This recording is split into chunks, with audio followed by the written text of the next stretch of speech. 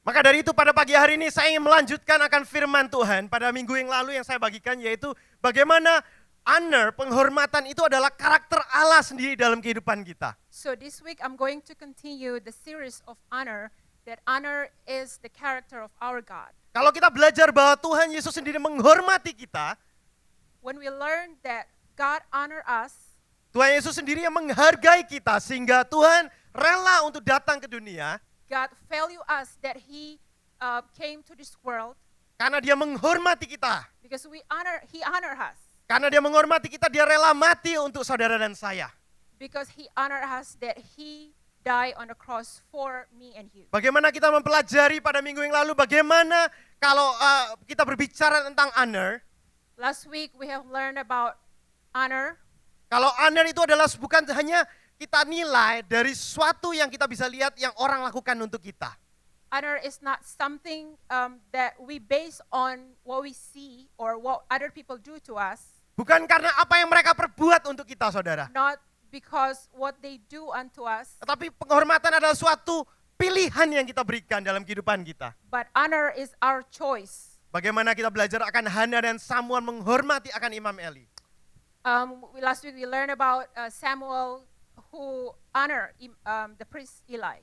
Karena itu pada pagi hari ini kita ingin melanjutkan. So this morning I'm going to continue with that series. Pada saat saya mempelajari tentang honor, When I study about honor, saya belajar satu hal dari Tuhan. Tuhan ingatkan dalam kehidupan saya. I learned one thing that God reminded in my Tuhan life. bertanya kepada saya, God asked me, apakah kamu adalah suatu pancaran penghormatan Allah yang Tuhan ingin lakukan dalam dunia ini? are you a reflections of honor in this life? Apakah kita adalah dalam firman Tuhan pada pagi hari ini saya berikan title, Am I a vessel of honor? So my preaching this morning is, am I a vessel of honor? Kita perlu melihat diri kita, saudara. We need to examine ourselves. Kita perlu melihat apakah kita benar-benar menjadi vessel of honor bagi Tuhan. We need to examine ourselves whether we have been a reflections of a vessel of Christ. Dalam firman Tuhan kita buka sama-sama dalam 2 Timotius. Kita belajar tentang vessel of honor. Bagaimana kita menjadi alat daripada penghormatan yang Tuhan ingin pakai. Let's turn to 2 Timothy 2 Timotius 2 ayat 20 sampai 21. 2 verse 20 to 21. Dikatakan dalam bahasa Indonesianya, saya akan baca karena di sana bahasa Inggris. Dalam rumah yang besar, bukan hanya terdapat perabot dari emas dan perak, melainkan juga dari kayu dan tanah. Yang pertama dipakai untuk maksud yang mulia, yaitu emas dan perak. Dan kayu dan tanah yang terakhir untuk maksud yang kurang mulia. Jika seorang menyucikan dirinya dari hal yang jahat, ia akan menjadi perabot rumah untuk maksud yang mulia. Ia dikuduskan, dipandang layak untuk dipakai tuannya, dan disediakan untuk setiap pekerjaan yang mulia. So verse 20, but in a great house there are not only vessels of gold and silver, but also of wood and clay, and some for honor and some for dishonor. Therefore, if anyone cleanses himself from the latter, he will be a vessel for honor, sanctified and useful for the master, prepared for every good work. Pada saat saya membaca firman ini yang Tuhan taruh di dalam hati saya, When I read these verses, saya melihat bagaimana firman ini adalah suatu firman yang luar biasa dikatakan, saudara. God put something in my heart that I realized that this is a very wonderful Dikatakan yaitu verse. great house, di tempat yang begitu besar, rumah yang luar biasa dikatakan. This verse talks about a great house. Sama seperti rumah Tuhan yang luar biasa yang Tuhan taruh bagi saudara dan saya, di mana saudara Tuhan mengumpulkan kita. Just like here we are in this great house of the Lord. Di sini dikatakan ada suatu perabot dari emas, perak, kayu, dan tanah liat, saudara. This verse talks about vessels that are made of gold, silver, clay, and wood. Mungkin kita ada yang punya membanyak talenta, saudara, seperti emas. Maybe some of us may have so many talents, just like Mungkin gold. kita mempunyai sedikit, saudara. Or some of us may have few. Mungkin kita saat ini berada dalam mimbar sedang membagikan firman Tuhan, saudara. Or some of us, just like both of us, in front of you guys, behind the pulpit. Atau mungkin saudara duduk mendengarkan akan firman Tuhan. Or you're sitting down right Saudara now. memimpin puji-pujian atau saudara tidak memimpin puji-pujian. Or you lead the worship. Digambarkan seperti emas, perak, kayu, dan tanah liat, saudara. It was illustrated as the work of the gold, the silver. Tetapi yang wood, sungguh and luar biasa dari firman ini dikatakan bahwa jika seseorang menyucikan dirinya, if anyone cleanses himself from the letter. But Dikatakan, one thing that is very amazing to me is if somebody cleanses himself or herself, from the letter, he will be a vessel of honor. Dikatakan. Jadi bukan posisi kita, saudara. it's not about our position. Bukan karena jabatan kita.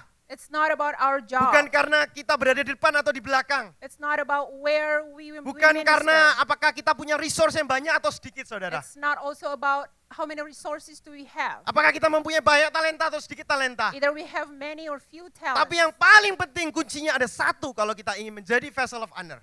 But there are one key if we want to be a vessel of honor, Yaitu kita menyucikan diri kita. that we live in purity or cleanse ourselves. Silakan dikeluarkan firman Tuhannya, dikatakan yaitu dalam bahasa Inggrisnya saya sangat suka dikatakan cleanses himself from the letter.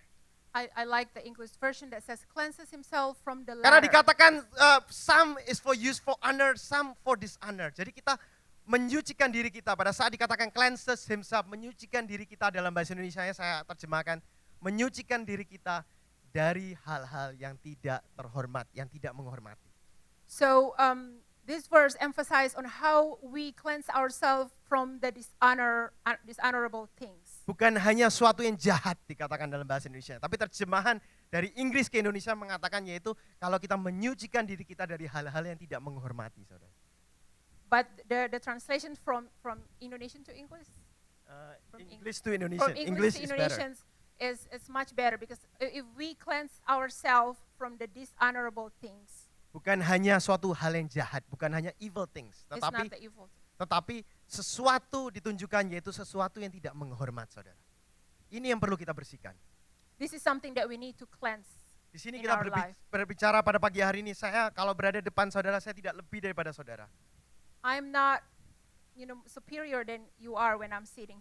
Walaupun Right, saya I'm bisa standing here. berbicara apapun saja kepada saudara, Even though I can preach anything to you, kalau saya nggak menyucikan diri saya, if I do not cleanse dari tidak myself menghormati, saya tidak menghormati. from dishonorable things in life, Di mana saya tidak menghormati orang lain mungkin. or I dishonor other people, Saya nggak menghormati Tuhan dalam kehidupan I saya. dishonor God in my life, Akan dikatakan dalam firman Tuhan akan useless, saudara, dikatakan. I will be useless. Karena dikatakan di sini yaitu sanctified and useful for the master. Kalau saudara kita tidak menyucikan diri kita, we will be useless. Again, Tidak useful. The word of God says, sanctify ourselves so that we can be useful for the master. Jadi kalau kita belajar tentang vessel of honor, bagaimana kita menjadi alat Tuhan, menjadi perabot Tuhan, di mana kita menunjukkan akan suatu penghormatan dalam kehidupan kita. When we talk about the vessel of God, it's clearly about how we show our honor and respect to God. Bukan hanya dari mulut bibir kita, saudara. It's not out of our lips. Ada dua hal yang perlu terjadi dalam kehidupan kita. There are two things that needs to Yang happen pertama in our yaitu life. kita perlu menjadi vessel of honor dengan perbuatan kita. Number one, we have to be the vessel of honor with our deeds, Dengan apa yang kita lakukan, saudara. with what we do every day. Yang kedua yaitu kita menjadi vessel of honor dengan pemikiran kita. And the second thing is becoming the vessel of Saudara, honor kalau saudara with melihat our mind. tokoh-tokoh Alkitab, tadi pagi Pastor Robin mengatakan tentang Yusuf, salah satunya. When we see the Bible characters, for example, Setiap Joseph, daripada mereka, di mana mereka menghormati akan Allah, each one of those Bible characters honor God. dan di dalam setiap mereka ada suatu perbuatan yang dilakukan. There is an act that they do. In every story of their life, there's an act of honor that they Yesus do. datang ke dunia karena dia menunjukkan suatu sikap, suatu perbuatan yang dilakukan untuk kita.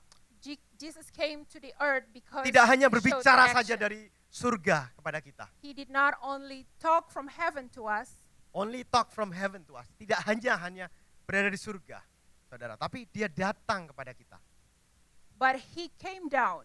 Seperti Abraham, tidak hanya mengatakan bahwa saya percaya kepada engkau, tapi dia berani mengorbankan akan anaknya satu-satunya, saudara. Abraham did not only believe Saudara in lihat God, lagi but Daud, he Esther, sacrificed. Daniel, Sadrak, Mesak, Abednego, dan Yusuf. Saudara bisa lihat sendiri.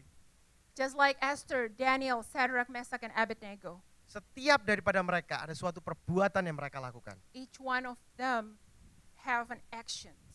Ada suatu act yang mereka lakukan dalam kehidupan mereka. There's an action. Kalau kita ingin their menjadi alat di mana kita memancarkan akan kehormatan Tuhan dalam kehidupan kita, If we want to become the vessel of God that reflects God ada in suatu our life, perbuatan yang perlu kita lakukan. we should show the actions or our deeds. Mari kita buka sama-sama dalam Maleaki. Firman Tuhan dalam Maleaki ayat Let's pasal 1. Maleaki adalah kitab sebelum Matius, let's turn to Malachi 1 verse 6. 1 verse 6. Maleaki 1 ayat 6.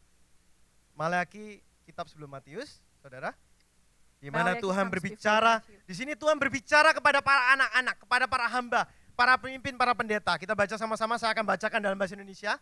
Seorang anak menghormati bapaknya dan seorang hamba menghormati tuannya. Jika aku ini bapa, di manakah hormat yang kepadaku itu? Jika aku ini Tuhan, di manakah takut yang kepadaku itu? Firman Tuhan semesta alam kepada kamu, hai para imam yang menghina namaku. Tetapi kamu berkata, dengan cara bagaimanakah kami menghina namamu? Malachi 1:6.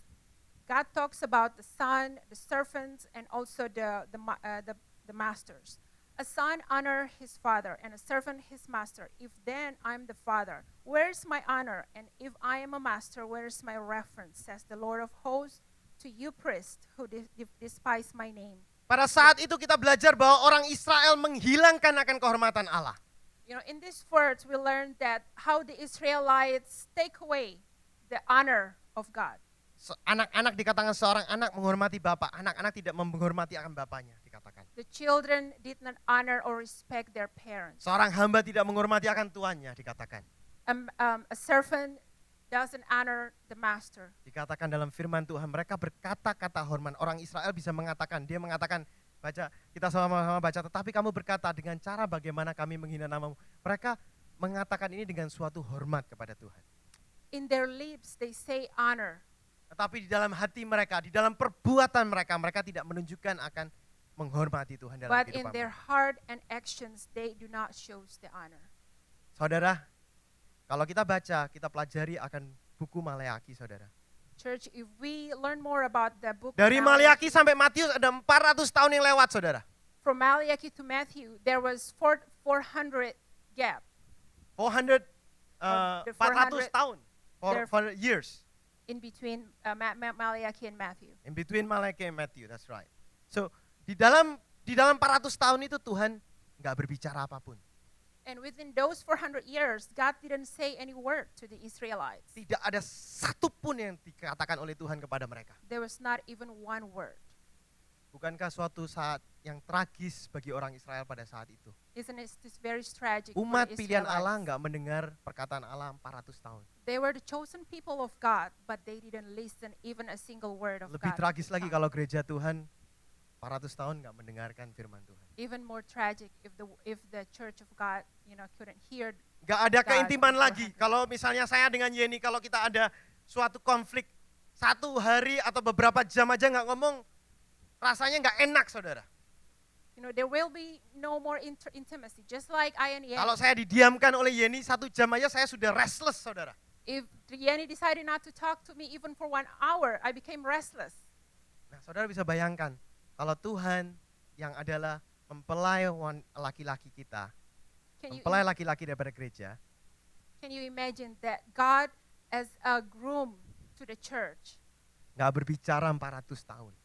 decides not to talk for 400 years? Tidak ada keintiman lagi antara Tuhan sama kita. There's no more intimacy between Kenapa God terjadi, and saudara? us. Karena tadi yang kita baca, Maleaki.